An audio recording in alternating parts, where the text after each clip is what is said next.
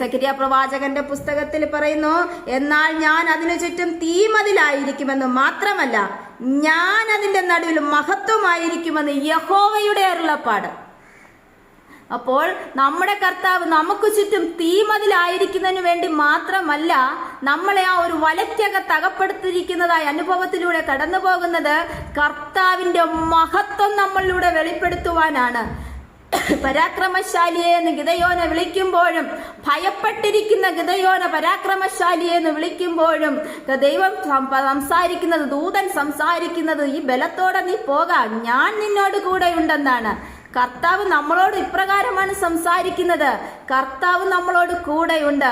നമ്മളിലായിരിക്കുന്ന ആ ബലത്തോടെ തന്നെ കർത്താവിൽ ആശ്രയം വെച്ചുകൊണ്ട് മുന്നോട്ട് പോകുക. എന്തുകൊണ്ടെന്നാൽ നമ്മുടെ കഴിവല്ല, ഗിദെയോൻ അവിടെ ജയിച്ചു എന്ന് വരാൻ വേണ്ടിയിട്ടല്ല കർത്താവ് അങ്ങനെ അയച്ചത്. ഗിദെയോന്റെ കൂടെ ഇരുന്ന് ഗിദെയോന് വേണ്ടി യുദ്ധം ചെയ്ത നമ്മുടെ ദൈവമാണ് അവിടെ.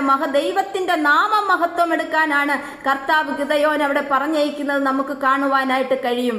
ഇതുപോലെ നമ്മുടെ ജീവിതത്തിൽ നമ്മൾ മൗനമായിരിക്കേണ്ട സ്ഥാനങ്ങളിൽ മൗനമായിരുന്ന് കർത്താവിന്റെ മാർവോടൊന്ന് ചേർന്നിരിക്കേണ്ട സ്ഥാനങ്ങളിൽ കർത്താവിന്റെ മാർവോടൊന്ന് ചേർന്നിരുന്നാൽ നമ്മുടെ നാമമല്ല, നമ്മുടെ കർത്താവിന്റെ നാമം മഹത്വപ്പെടുവാൻ തക്കവണ്ണം ഇടയായി തീരും. അതിനുവേണ്ടി നമുക്ക് നമ്മളെ തന്നെ ഒന്ന് ഏൽപ്പിച്ചു കൊടുക്കാൻ ദൈവജനമേ, പ്രിയ ശ്രേഷ്ഠ ദൈവമക്കളെ, നമ്മുടെ ജീവിതത്തിൽ വരുന്ന ഈ അനുഭവങ്ങളൊക്കെയും കടന്നു വരുമ്പോൾ നമ്മൾ ദൈവസന്നിധിയിൽ ഒന്ന് താണിരുന്ന് ഒരു വലയ്ക്കകത്ത് പ്രതികരിക്കുവാൻ നമ്മൾക്കുണ്ടാകും, പ്രതികരിക്കാൻ നമുക്ക് കഴിയും.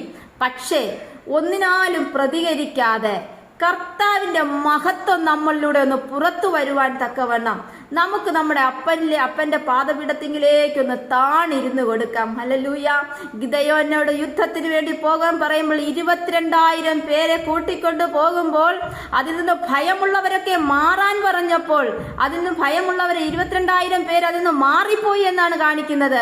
എന്നാൽ പിന്നത്തേതിൽ 10,000 പേരവിടെ ശേഷിക്കുന്നു.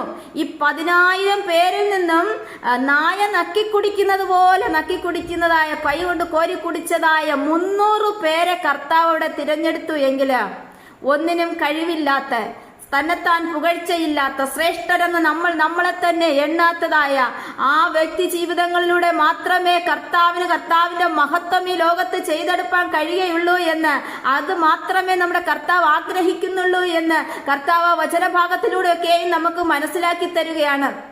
ഒരിക്കലും നമ്മൾ ഞാനെന്ന ഭാവം വരരുതേ. നമ്മളുടെ ആരിലും ഞാനെന്ന ഭാവം നമ്മളല്ല, നമ്മളൊന്നുമല്ല. ഈ ലോകത്ത് നമ്മൾ ആയിരിക്കുമ്പോൾ നമ്മുടെ ക്രിസ്തുവിനെ നമ്മളിലൂടെ ഒന്ന് വരച്ചു കാട്ടി